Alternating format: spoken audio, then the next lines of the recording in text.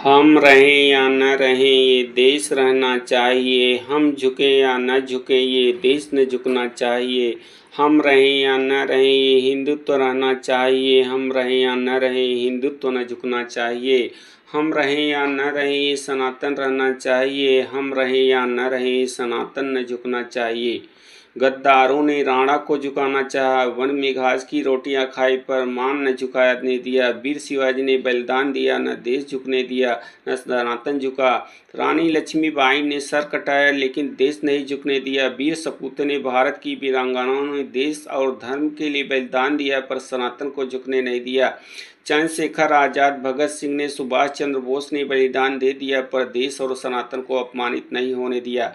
क्या वीर सपूतों और वीरांगनाओं ने देश के लिए जो बलिदान दिया वह प्रेरणा नहीं देता? जब हमारे देश और सनातन को हजारों साल की गुलामी और तकलीफों में नहीं झुकाया तो क्या आज कुछ असामाजिक तत्व और देश विरोधी ताकतें हमारे देश को झुकाना चाहती हैं?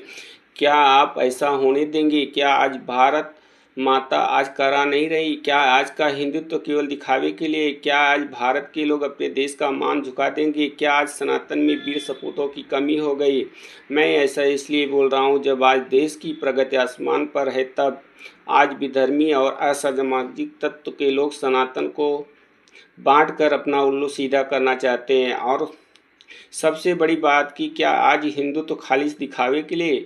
क्योंकि कोई भी ऐसा ऐरा गैरा खैरा बेताल हिंदुत्व और सनातन को आंखें दिखा के चला जा रहा है और सनातनी लोग सिर्फ मुख दर्शक बनकर अपने ही देश और सनातन का मजाक बना रहे हैं। मैं पूछता हूँ कि कोई ऐसा ऐरा गैरा खैरा सिर्फ सनातन को टारगेट क्यों करता है?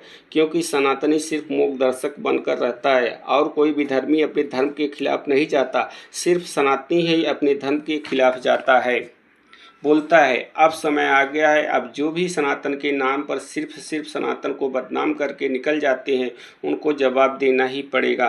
क्योंकि सनातनियों को हमेशा से सोने की आदत है। ये देश हजारों साल गुलाम क्यों रहा है? क्योंकि हम लोग सोते रहे, आज भी सो रहे हैं। हम उनकी बात नहीं कर रहे जो जाग रहे।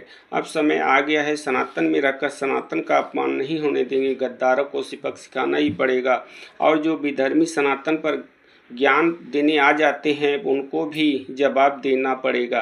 क्योंकि जहां सनातन की बात आती है वहां संविधान और देश गायब हो जाता है और जहां विधर्मी देश विरोधियों की बात आती है वहां संविधान और देश याद आ जाता है। मैं सभी सनातनियों और देश प्रेमी लोगों से आह्वान करता हूं कि आप अब विधर्मी और देश विरोधियों का साथ देना छोड़ो, नहीं तो इतिहास तुम्हें माफ़ नहीं करेगा। संविधान, सांप्रदायिकता और देश केवल सनातन के लिए ही नहीं होना चाहिए, ये देश सभी के लिए बराबर होना चाहिए। जब सनातनी बोले तो उसको शक की निगाहों से देखा जाता है।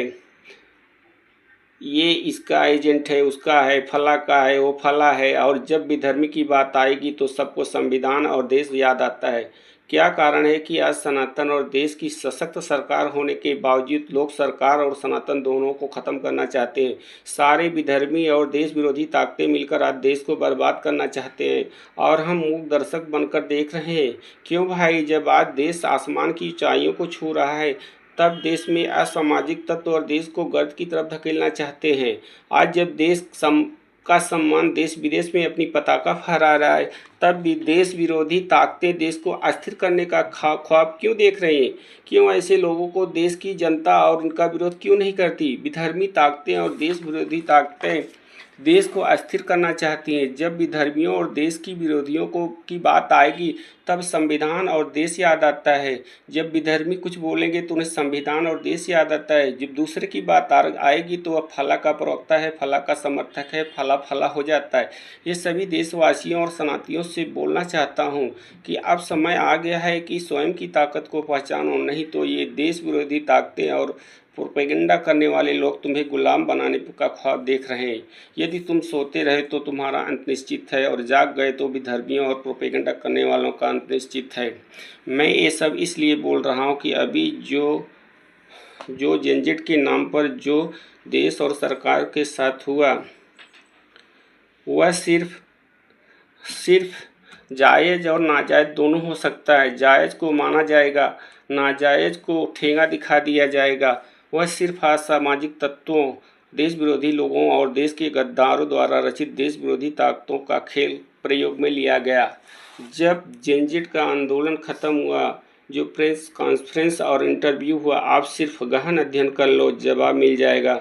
ये आंदोलन की पटकथा सिर्फ किसी के साथी दिमाग की उपज थी, उसके अलावा कुछ भी नहीं। आप ही बताओ, वो करें तो संविधान, वो करे तो देश, दूसरा करे तो देश विरोधी तानाशाह न जाने क्या क्या, और आप इंटरव्यू का अध्ययन कर लो, सिर्फ सनातन और देश के विरुद्ध षड्यंत्र के अलावा कुछ भी नहीं।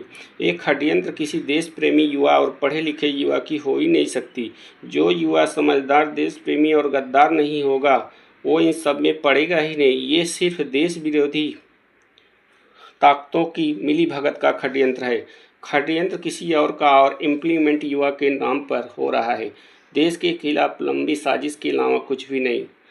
अब भी नहीं जागे तो सनातन और हिंदुओं का विनाश निश्चित है। तय कर लो क्या करना है। देश विरोधी ताकतें देश के अस्तित्व को अस्थिर करना चाहती हैं। आप क्या करना चाहते हो, तय कर लो, क्योंकि हजारों साल बाद अब जागने का मौका मिला है और देश विरोधी ताकतें सक्रिय हो गई हैं। आपको भी सक्रिय होना ही पड़ेगा, क्योंकि दुष्ट हमेशा दुष्ट की ही भाषा समझता है। दुष्ट के सामने विनती करोगे तो दुष्ट नहीं मानेगा। आपसे निवेदन है कि आप जागो, ऐसा समय आगे नहीं आने वाला। अस्तित्व को बचाना है तो जागना और जगाना दोनों ही होगा। बहुत बहुत धन्यवाद।